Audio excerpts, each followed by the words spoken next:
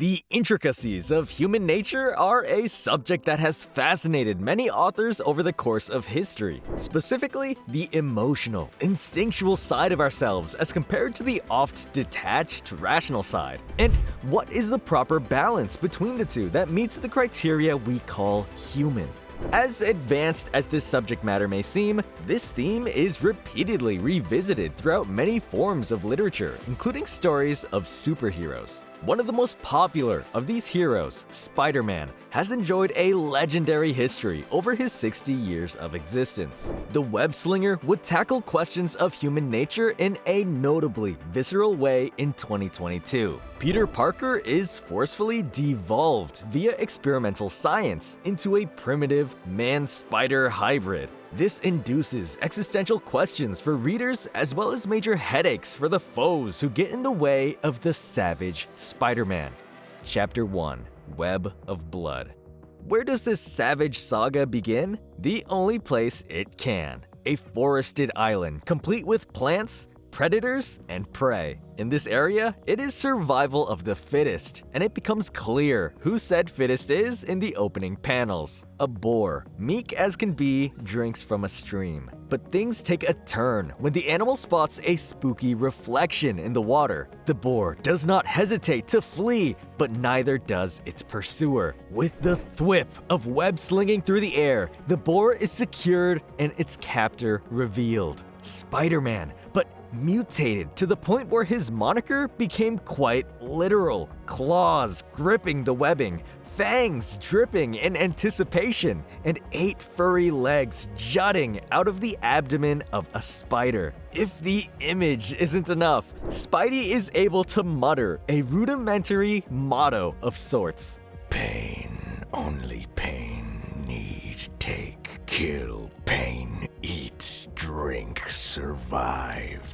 Ladies and gentlemen, this is the Savage Spider-Man. But hidden within these fragmented words is a hint as to the hero's condition. He is driven by primitive instincts, driven only by the avoidance of pain and his continued survival. So, right out of the gate, the comic is living up to its title. The story then introduces a new perspective, that of Baron Zemo, who has found himself on the same island. Zemo, much like the boar, is fleeing a predator, or predators, as a horde of undead figures emerge from the trees. Elsewhere, Spider-Man feasts on the boar, but even his beastly form cannot suppress his memories. He ponders thoughts of loneliness, family, and friends, but is promptly interrupted by one of the horde. The intruder grabs a fistful of Spidey face, but the devolved hero drums up enough will to rocket his opponents through a couple of trees.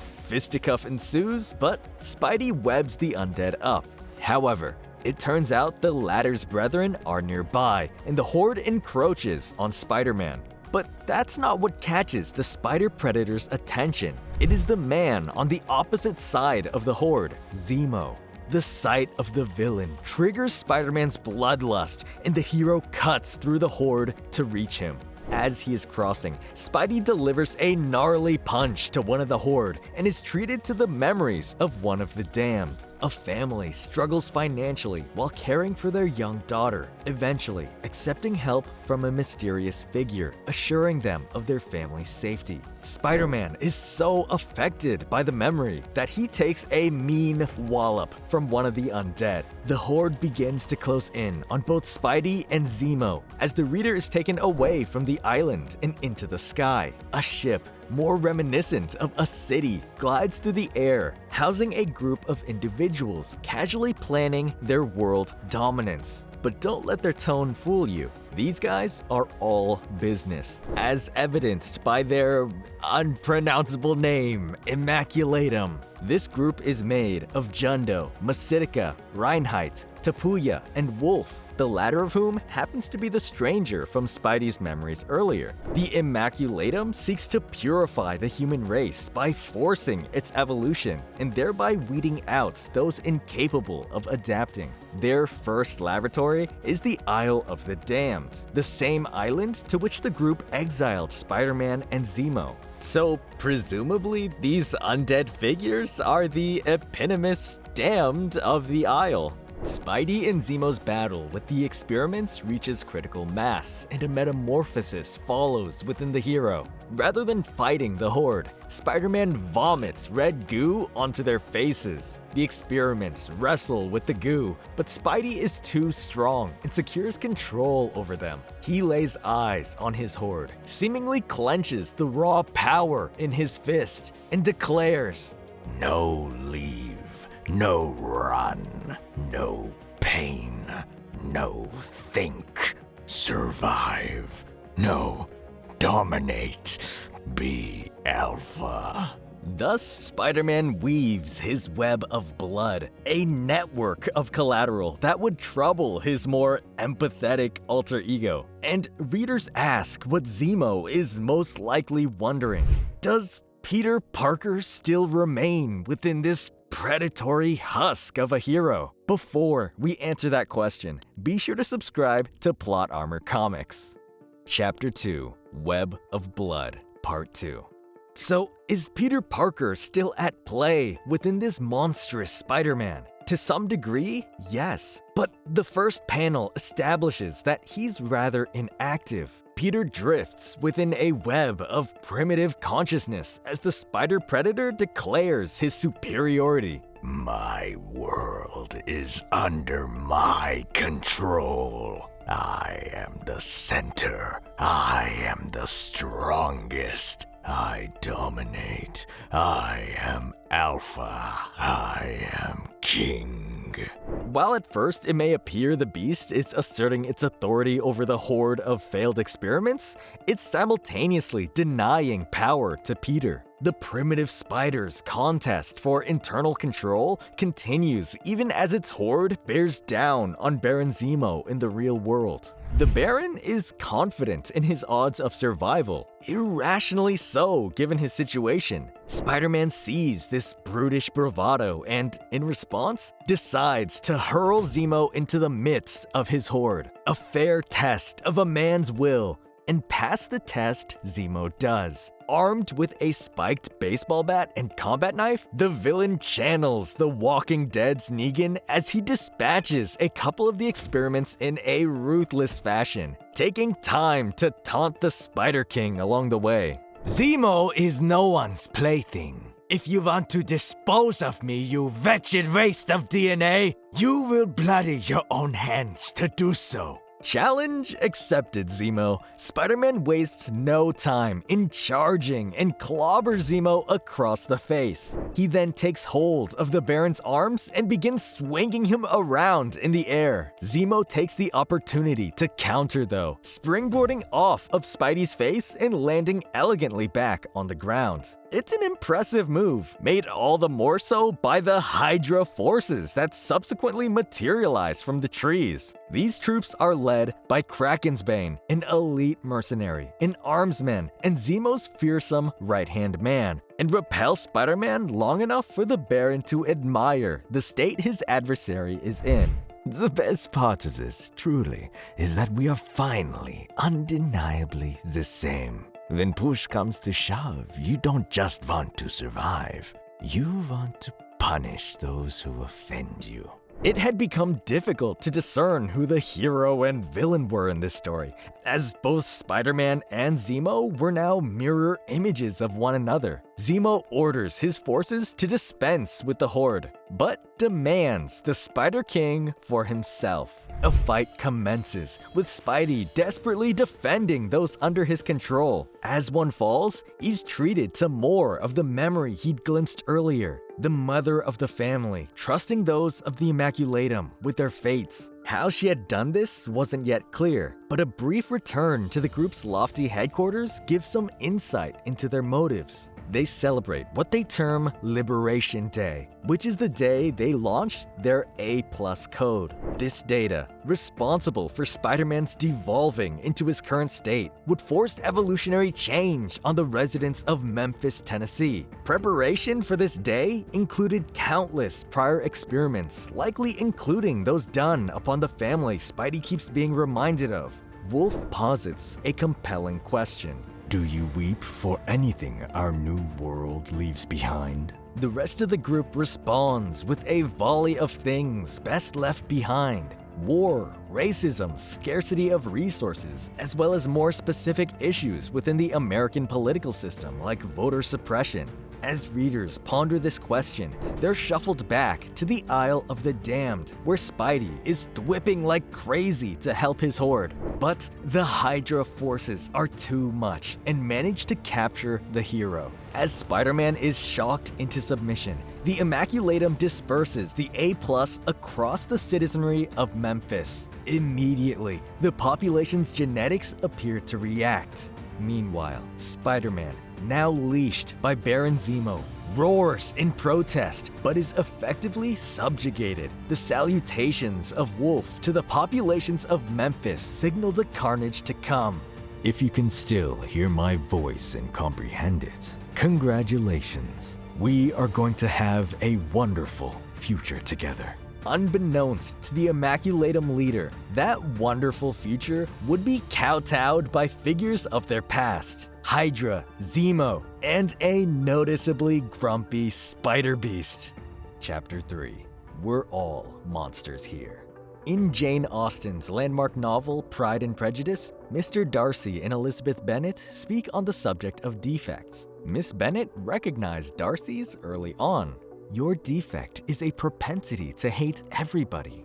If Peter Parker were present at that exchange, he would have toasted to the truth in the woman's words. Because that's exactly what he's trying to tell his savage self, begrudgingly yanked along at his enemy's insistence. Spider-Man is drowning in hatred for his new master, but a voice within him prods at him. How's that working out for us?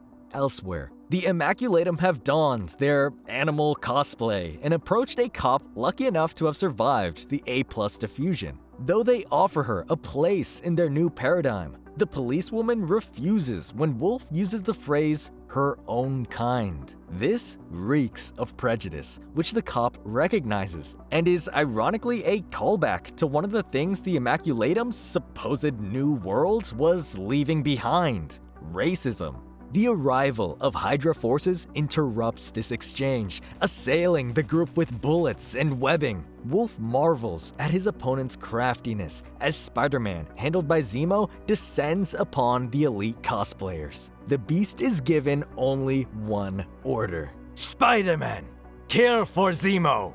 The Predator nearly catches a member of the Immaculatum wearing a lizard head, but the Eagle swoops in and saves his comrade. Meanwhile, Zemo engages with the powerhouse bear, but is whacked into the air by the Immaculatum member's hammer. But the Baron's trusty Spider-Beast is there to catch him, instilling an ounce of goodwill between the two. The Baron then orders his pet to disembowel the rest of Immaculatum, and while Spidey duels with a monkey, Zemo clashes with a fish. Aquatic animals can fly, it turns out, as Kraken's Bane then sends the fish flying with a nasty uppercut. The tide begins to turn for Zemo's side, but a hiccup occurs. As Spidey moves in to feast on the monkey, he pauses when a voice breaks through his vengeful appetite. Behind him, constructed from a latticework of red webbing, are figures both human and damned. Spider-Man recognizes the voice as the one from the persistent memory of the family he experienced on the island. The Beast's human side is manifesting faster and exercising more influence over Spider-Man's actions. Zemo locks blades with Wolf, but then proceeds to order a bombardment on their position. The villain is willing to die if it means doling out revenge and taking his enemies with him. But likewise, the will of Peter Parker urges the Spider-Beast to do everything he can to stop the Baron's missiles. At first, the Beast resists, culled by the urge to serve his alpha, but Peter wins out. Save them, please, save them. They are our kind, our flock. Humanity is the flock. Spider-Man listens, and hitching a ride via the Eagle's wings, webs the missiles up as they approach and directs them towards harmless landings. But the Beast persists with a question. Why save humanity? Why are they the chosen flock? Peter cannot give his primitive side a satisfying answer, though they hardly have time to ponder as Krakensbane seizes the disobedient pet. The henchman's respirator, which protected him from the A+, is knocked off by the beast. However, Krakensbane survives and thus inherits a place in this new world of the Immaculatum. Zemo, ever prideful, decides to see whether he is also pure by this standard. As he removes his mask, his pet spider pines for his master, but it is too late. Zemo starts to choke and heave, apparently succumbing to the A+. One member of the Immaculatum, a deer or moose, comes near the suffering Baron and takes hold of his neck. He shares a derisive few words. The great Baron Zemo, impure. You have been following a false leader. He is a mockery of our ideals. A mockery Zemo may be, but he's certainly no pushover. Faster than any pithy comeback, Zemo plunges his combat knife into the deer/moose's head, promptly ending his trash talking. Turns out, the Baron had a plan all along. Take out one member of the Immaculatum so that he could take their place and see to the dominance of what he terms the master race. This is a blatant reference to white supremacist ideas, but it fits neatly within the Immaculatum framework of purity. If the group decides to refuse him membership, he'd blow them up. I can detonate the atomic core of my ship. You're not going to sink yourself out of a mushroom cloud. Seeing the advantages of Zemo's partnership, or the peril of a nuclear annihilation, Wolf agrees to welcome the Baron among the Immaculatum. But a couple of loose ends remain in Krakensbane, Zemo's henchman, and Spider-Man, Zemo's straggling pet. 4 gunshots between Wolf and Zemo, and Krakensbane is permanently silenced. As for Spidey, Zemo sets the beast aflame via the shock collar around his neck and departs with his new friends. A startling end to a depraved version of the web-slinger. Or is it? The villains depart, but Spidey seems to molt, much as actual spiders do. Unlike actual spiders, though, a human bursts forth from the regenerative cocoon. Peter Parker, but different, altered. Why save humanity? It's what we do. Why do we do it? It is logical. And so, the pendulum swings from the bestial side of human nature to the cold, calculated side. From purely emotional to purely logical. So, will the workings of thoughts outdo the workings of instinct? Chapter 4, Common Denominator. The Immaculatum are not free of their insect issues yet. Before their ship can depart the area, the newly born Peter Parker quickly analyzes himself and his surroundings. His primary mission was to reach the fleeing aerial vessel and see it to the Immaculatum's end. Utilizing his red organic webbing and a manhole cover, Peter anchors his way onto the ship. He takes a moment to collect himself, during which he determines some key facts regarding his situation. First, he deduces that the horde present on the Isle of the Damned were indeed failed experiments, specifically for the A+.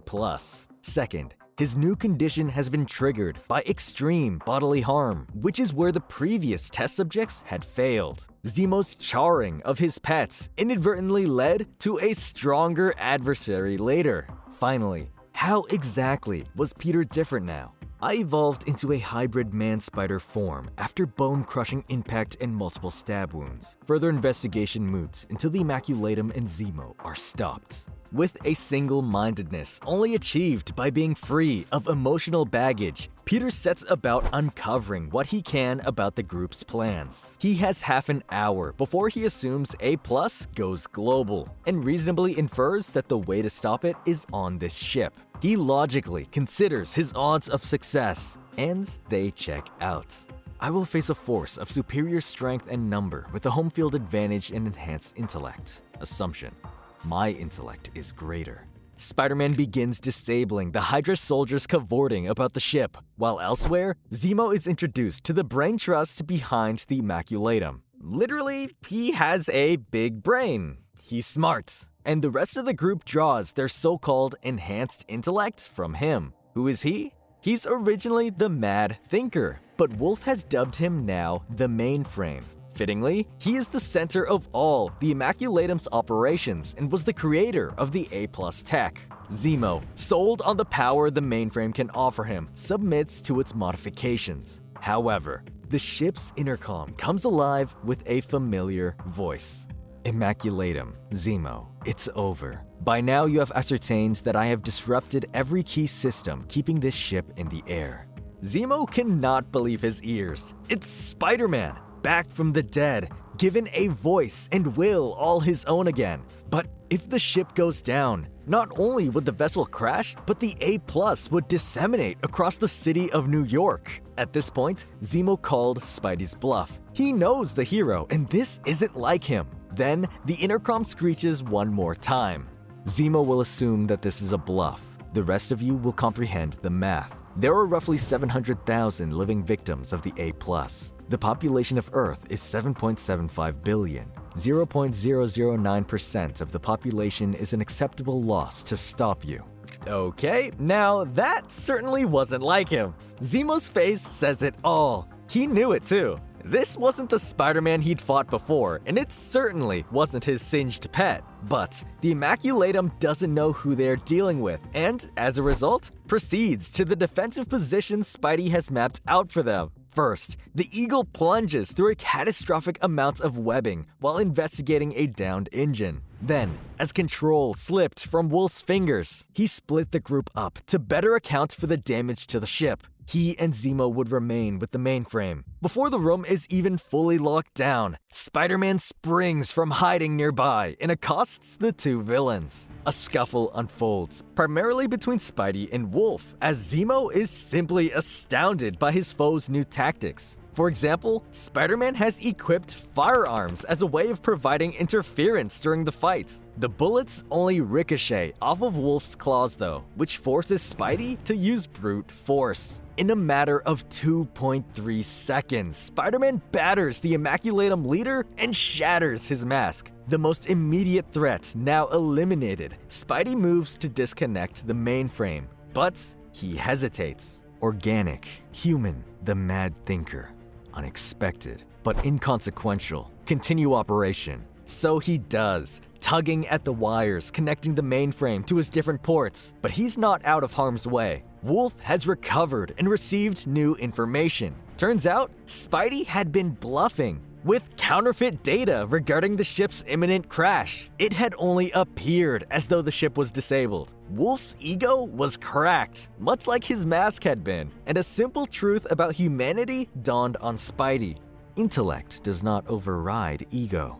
An impotent rage builds within Wolf, and the leader orders the firing of the A+.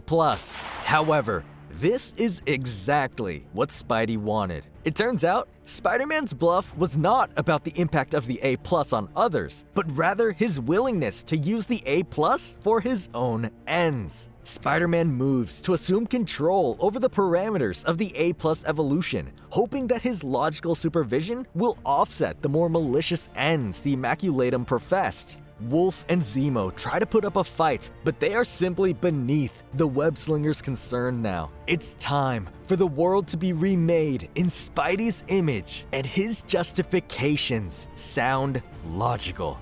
The Immaculatum stole genius. I was born one. Which one of us should reprogram the world? His red webbing gives way to the digital blue of the Mainframe, and in his final chapter, the savage Spider-Man must scramble up a miracle. Is his logic enough to save the human race? Chapter 5, The Cerebral Spider-Man.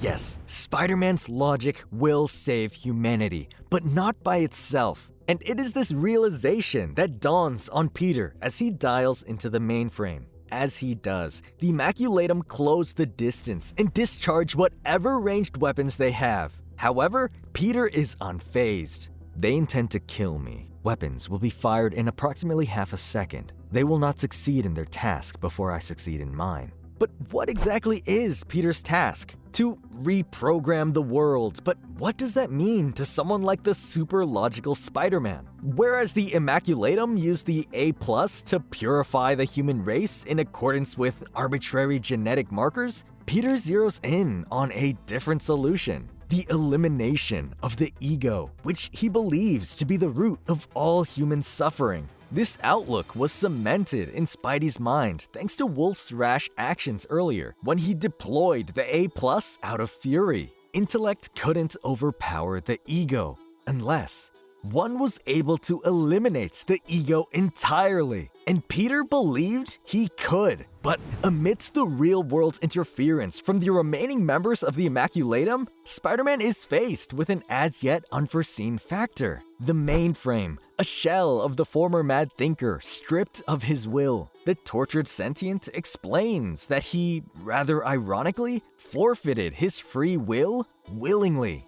The physical world had become a challenge for me. But this, for the first time in my life, I'm not mad at all. I simply think. He, like Spider-Man currently, had abandoned his complicated, unpredictable nature for one of simplicity and routine. Perfectly relatable, as plenty of adults start to feel that way once they spend enough time in the real world. As the two discuss things, the real-world stakes continue to grow. Spidey, seemingly by reflex alone, is keeping the Immaculatum at bay, but it's more than just his excellent countering. It turns out that the group is losing their enhanced intellect thanks to Spider-Man disconnecting them from the mainframe. Wolf is nearly rendered unable to communicate with Zemo thanks to his now depleted smarts. But the Baron retains his wits and his ire for the Spider. However, the real fight is taking place within the mainframe, with whom Peter debates the merits of his plan. The former advocates for the reprogramming of humanity, positing that the equal redistribution of resources would allow the human race to focus on other important endeavors, such as environmental healing or intergalactic travel. Peter is on board for most of it, until the issue of free will is broached. The mainframe tries to explain away the concept by dismissing it as an instinctive impulse. To do this, mainframe brings up a hologram of Peter's brain, and the webslinger notices some parts of it are shut down. Mainframe explains, to maximize processing power and cognitive creativity, your brain shut down non-essential processes, allowing logic to trump empathy so that you may complete unpleasant tasks unencumbered. This revelation is delivered while Spider-Man is dismantling the poor saps that make up the Immaculatum, an unpleasant task made possible by Peter's absence of empathy. But Zemo is not so easily dismantled, approaching the web-slinger with his weapon drawn and intending to fire on him at point-blank range. The encroachment is short, but takes too long regardless, giving Spidey enough time for one last experiment. Mainframe, unlock the systems of my brain that have been shunted off. A cascade of images floods Peter's mind, all linked in some way to his past. His emotional, logical, and complicated past. Everyone from Gwen Stacy to Doctor Strange to Wolverine shares a vivid place in Peter's memory. His pride, his resentments, his insecurities all come rushing back to reform what had been lost. Peter Parker, the amazing Spider-Man, who makes sound decisions and considers the human toll. Meanwhile, Zemo considers no toll as he diverts his aim from Spider-Man to the mainframe. And despite Spider-Man's tense exchange with the sentient computer, he acts quickly to stop Zemo by impaling the Baron's hand with his own sword. The villain collapses at the mercy of Spider-Man, yet at the moment, all the hero seeks is counsel from his opponent. Peter lays out what he can do. I can take away all pain everywhere right now, but with it goes the option to choose. To his credit, Zemo takes time to consider his enemy's predicament, and the conclusion he reaches is both surprising and understandable. My pain is my own. I'll choose to suffer with it as I see fit. Thank you. And Peter agrees. The pain is too integral to the betterment of a person and cannot be taken away without robbing the said person of something special in the future. The hero subsequently comes to an agreement with Mainframe. He'd go back to normal, and Spider-Man would try everything he could to help him land on his feet. This would mean calling in one of the precious memories he had earlier, Doctor Strange, to clean up the mess. Yes, not very heroic, but Peter had to get back on the ground after all of that, to be around people specifically. Normal, everyday, messy, smart, stupid, ugly, beautiful, flawed people, making their terrible life choices, but mostly loving one another. All in all, Peter regained his appreciation for the people he fights for. And his bed. One trip to the Isle of the Damned, especially as a walking metaphor, and anyone would be hella exhausted. Good night, Savage Spider-Man. You've earned it. Enough existential dilemma to last Spidey another 60 years. Perhaps this won't be the last time we see a Spider-Person forced to reckon with their namesake. As long as the genre continues to tackle human nature and its resulting puzzles, the superhero genre will remain as relevant as the intricacies of human nature have been to many authors throughout history. Thank you for watching. I'm Anthony Fan, and we'll see you next time.